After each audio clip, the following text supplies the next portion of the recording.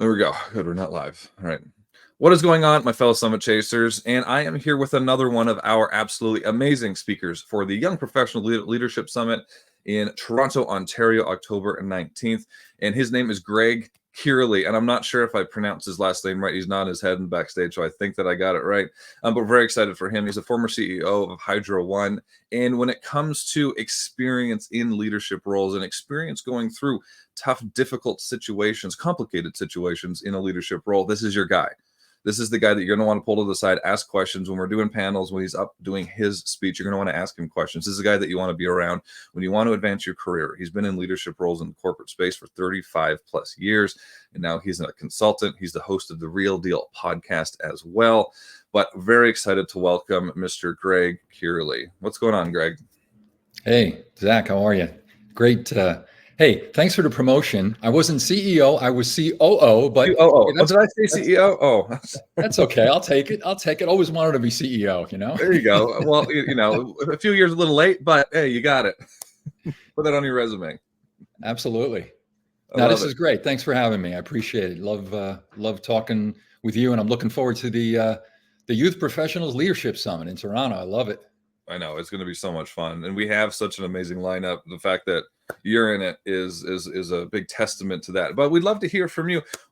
Obviously, I touched wrongly a little bit on your experience in these big leadership roles, but give everybody a little bit of a more in-depth background on you and your experience in leadership roles.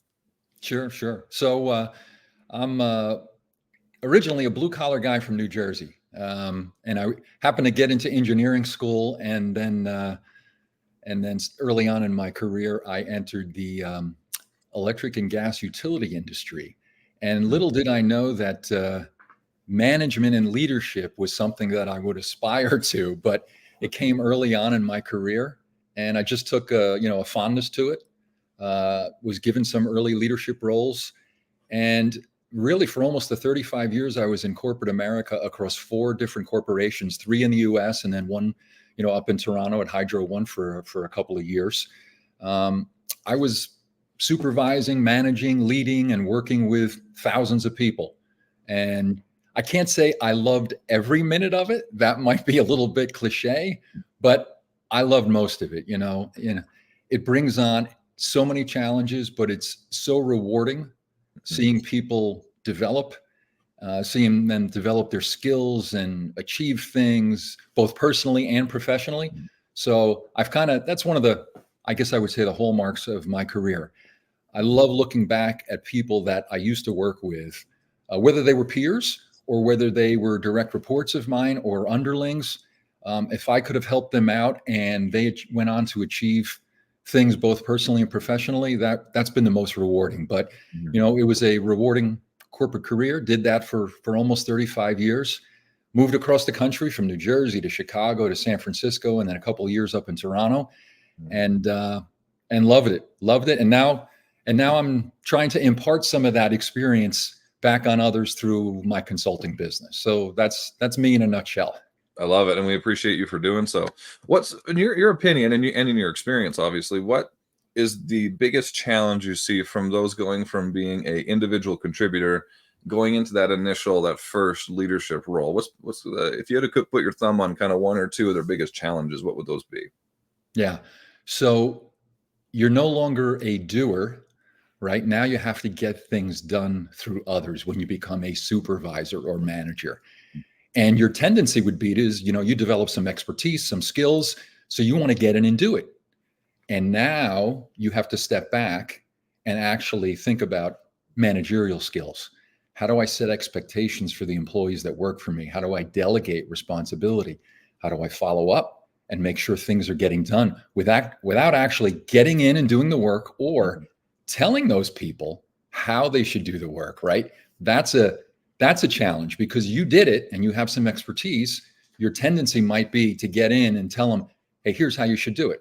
Well, you might want to give some guidelines and, kind of paint a picture or a box for your employees to, hey, here's the framework I'd like you to work in, right? But hey, you've got skills too.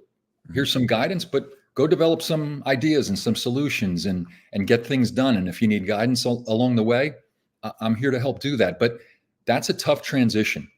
I Mhm. would say in addition to that, many times when you're promoted, the second, and maybe it's not the, maybe it's actually, it's the second challenge, but maybe it's even more challenging is many times when you get promoted, you're now supervising people that you were peers with the day Mhm. before, right? The Mhm. years before.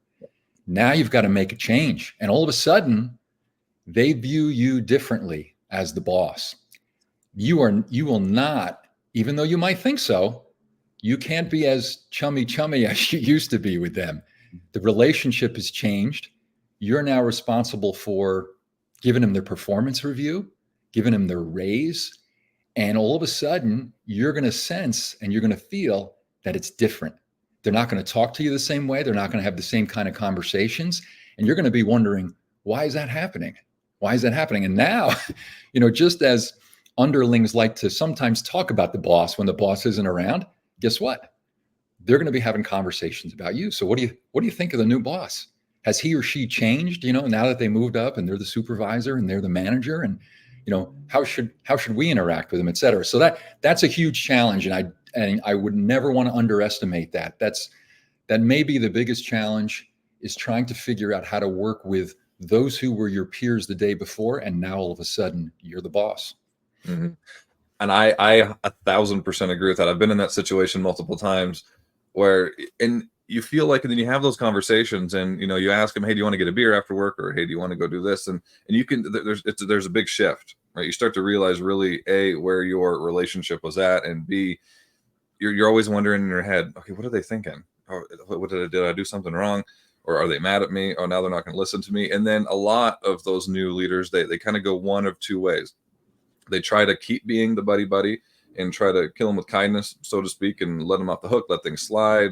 They try to be like, well, I'm not going to be that kind of boss. It's like a parent. Well, I'm not going to be the bossy boss anymore. I'm going to let my kid do whatever they want. Yeah. They either go that direction, or they overcompensate with being the dictator, right? And that's a lot of what they've seen with their bosses. It's Mm-hmm. difficult for some of these, especially when they're in that, whether it's an entry level position or maybe they're in sales, and then they see that they don't have a, I don't want to say there's a lot, but no, I'm going to say it. There's not a lot probably of like great aspiring leaders that are just above you in the corporate space. So you don't have a lot of like good to emulate. You don't have a lot of those good influences those influences to emulate. So what would your advice be when you are moving into that position, and you didn't have like a great role model to start with on where do I start becoming a good leader? What would your first step be for them to, again, get a roadmap, so to speak, on what makes a successful manager or leader? Well, certainly, if you're working for a good company, they're going to have some kind of guidance for you, I hope. Mm, Maybe it's some training. Maybe it's an orientation to say, hey, and I've been through these courses before too, right? Um, First time supervisors, first time leaders, right? Here's a 2 to 3 day training course or whatnot that the company offers. Number one, take it. If they mm, offer it, take it.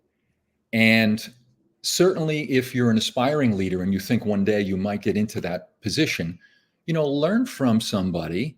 You just mentioned it, right? Not every person at a higher level you're going to say is somebody I want to emulate, but you're going to find a couple, mm, and you're going to say, hey, that's a manager or a boss that I'd like to emulate. I like how they do things.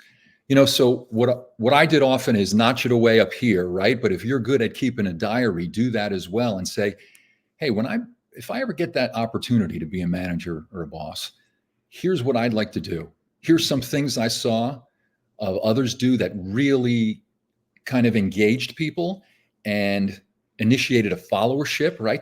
I saw these people, they wanted to follow this person. He or she was inspirational, et cetera. And note those things down. And also note things down that you said, you know what? I don't really like that. That's a turnoff. I don't like the way that person talked to the people they supervise. That seemed a little bit unethical or whatever else.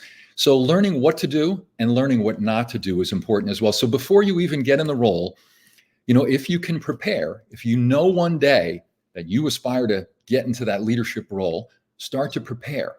Start to mm, prepare. Second, take that training course if they offer it to you, right? Even if it's a day-long course. And what you're going to start to learn is those fundamental managerial skills. I mentioned a few of them before.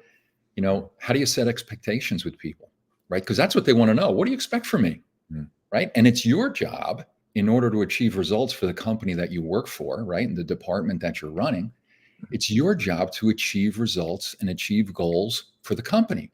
And you do that through the people that work for you.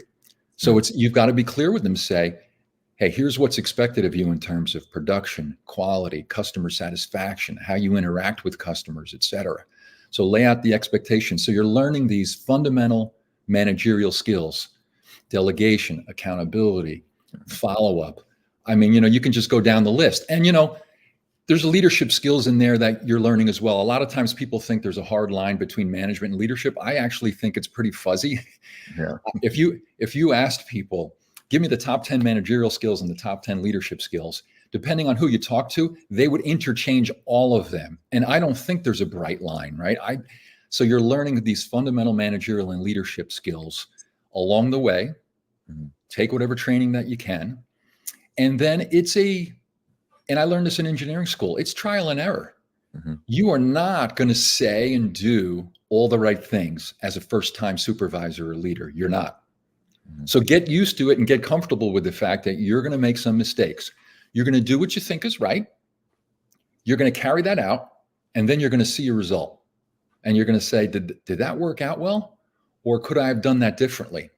And, one of the best things I found out that a leader can do, and, it's funny because there's a good portion of leaders that never do this. And I think it contributes to them never being a really, really effective leader. They don't ask for feedback. Yeah. You got to be vulnerable enough. Vulnerability is a big thing out there now, right? Everybody says, hey, you got to be vulnerable. I always thought early on, ask people for feedback. Sometimes you can see it in them, right? Their facial expressions, how they receive you, their comments, their questions. You can kind of tell if it's what you're saying with them is resonating or not. And at times, they don't look too happy with what you're saying. You know what? Pull a couple of people on the side and say, hey, how did I come across? Here's what my intent was, and I'm not sure that happened. Would you be willing to give me some feedback? Because I'd really be interested in hearing what you have to say. Why not do that?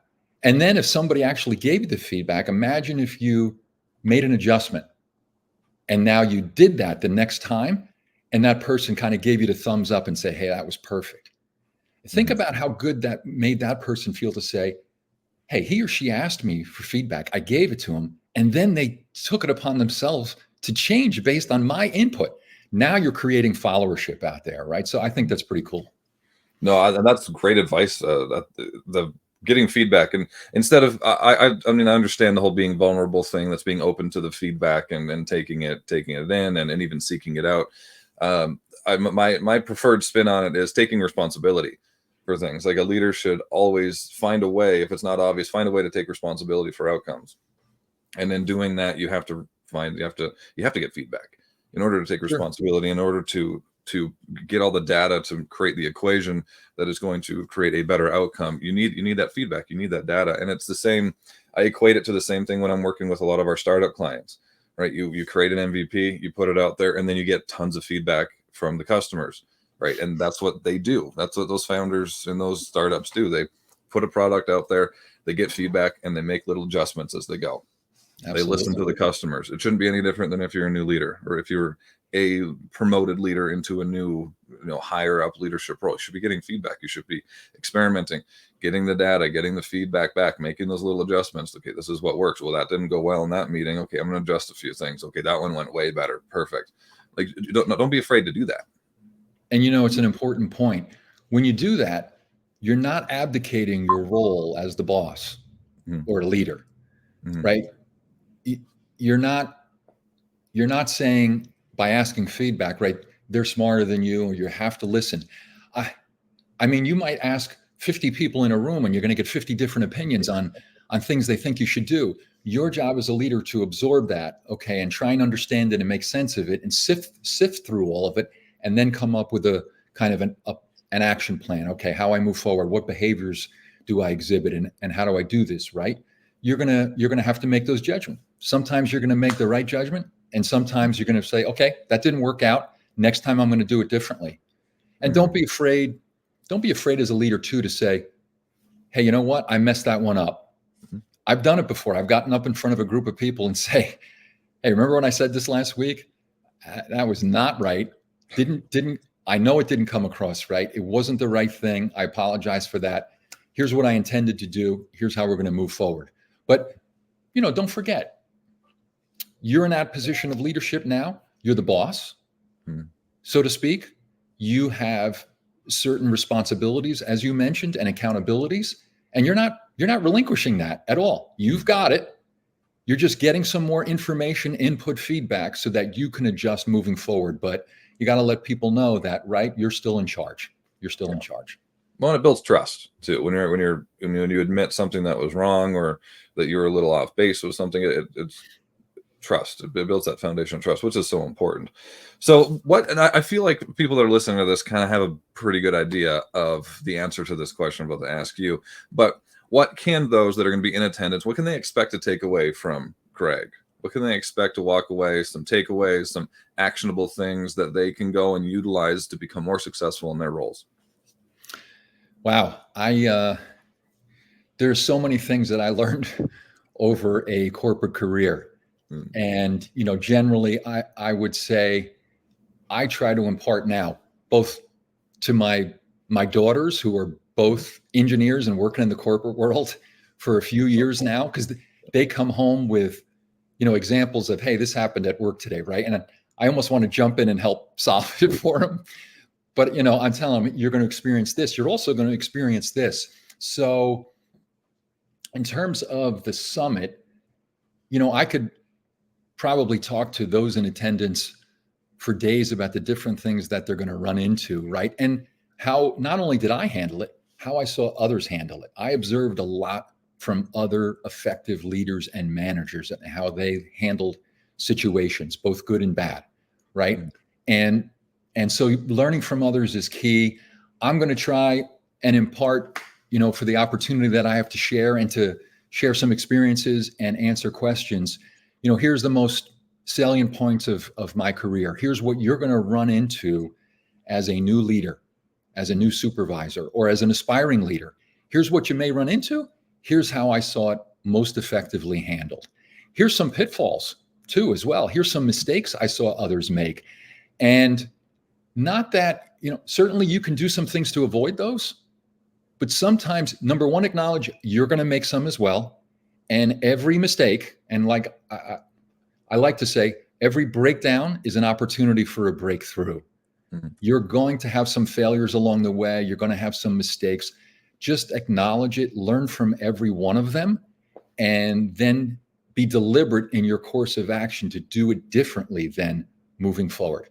So, a few decades of corporate experience and leading people. And that's, I got to tell you, it becomes, when people are in a leadership position for any length of time, things start to become second nature. In almost 35 years, I think I was in a staff position where I was maybe an individual contributor for maybe about a year or two of those 35. But literally, I've been overseeing people and operations for a few decades, and it becomes almost second nature, right? The things that you're going to run into, performance issues, projects, when things go off track, when they're on track. Corporate politics is something that maybe we can get into as well, because, don't fool yourself. People are constantly trying to get ahead, and you're going to find some people that work very effectively with you and that you can trust. And then you're going to find others who will, I don't mean to sound cynical, however, they will do and say anything to get ahead. And you're going to run into them early on, mid-career, and even later in your career. I found out that the higher I moved up in the organization, the much more political it got. And I was a little bit naive at first. I got to tell you, I thought, no, we would at a higher level be working together for the good of the corporation. But, at times it can be cutthroat. People want to move up, and all of a sudden somebody that you thought had your back doesn't and didn't. And maybe, and you find out the hard way. We all learn that way. And I learned in my career as well. You find out the hard way sometimes. But let me just say, I'll leave you with this. Your corporate career, your career as a leader is a roller coaster ride. And it is with any company as well. There'll be highs and there'll be lows. There'll be days you come home and you feel like, what did I get done? And you feel defeated. And there'll be other days where you come home and you say, what an awesome day I had. I loved doing what I was doing today. Here's how we helped customers out. Here's how I worked with my team on this issue. And we resolved this outstanding issue that's been going on for so long. And it's incredibly rewarding. So be prepared. It's a roller coaster ride. Take the good times with the bad. And you know what? As long as the highs are better than the lows, then you're doing all right. If sometimes, and look, I worked for 4 different companies. Sometimes when, the bad outweighs the good, the scales tip a little bit, maybe it's time to move on and either find a different company, a different role. I moved around the companies that I worked in as well. So sometimes it's just finding a different role or a different experience within the same company as well. So hopefully I can impart a lot of those experiences to the attendees in Toronto. No, and that's incredibly invaluable because theories are great. Motivational leadership quotes on LinkedIn are great, right? But the real world examples, the stories, the situations that encompass and at least even go past a lot of these theories and these things that a lot of people didn't think about. Like, okay, as I get up, became a manager, there's a little bit of corporate politics, but a lot of that was happening above me. I was just kind of the one that had to deal with the backlash of it. And then I okay, I want to get into that director role. Okay, now there's a few different things I have to navigate here. And so that type of feedback and advice and knowledge is going to be absolutely invaluable. And I'm very excited for everybody. I'm excited for everybody to be able to take advantage of that with you, Greg. But before we go, where can everybody find you if they want to learn a little bit more about you? I know that we have your bio on the website, but where can everybody go to see a little bit more about you? Yeah, certainly you can go to LinkedIn and find me there and whatnot. But the best place is gregcorrali.com. Pretty simple. That's my website. I do a bunch of coaching now for lots of folks, both at an executive level and some new entries into the workplace. As you mentioned earlier on, I started a leadership podcast several years ago. Haven't done one recently, but the topics that I've got in there, you can literally pick a topic that I did 4 or 5 years ago. Management and leadership fundamentals transcend time. They don't change much. Yeah. And they are as relevant as they were 50 years ago as they are today. So many of the topics that I talk about in those podcasts are so relevant, right? The accountability ladder, even diversity and inclusion, right? You name it, the gamut of topics is in there. And I provide my perspective, what I saw, what I believe in, and how I think you can move up in the organization if that's your desire in being a leader and aspiring to higher leadership positions. So gregcorrali.com is the best place. Beautiful. And there's, to your point, how these concepts of leadership transcend time. There's a reason that we still study Caesar. There's a reason that we still study Winston Churchill and all these individuals, and some of it's what not to do, and then some of it is what to do, and so much of it is stuck around. So that's another piece of amazing advice. But Greg, thank you so much, and thank you so much for letting me know at the end that I did in fact pronounce your last name wrong. But I'll get it right when we're at the event and I'm announcing you to everybody on stage. But thank you so much for being here, and to everybody listening, we'll see you at the summit. And until then, keep chasing your next summit. Thanks. And the awkward sign.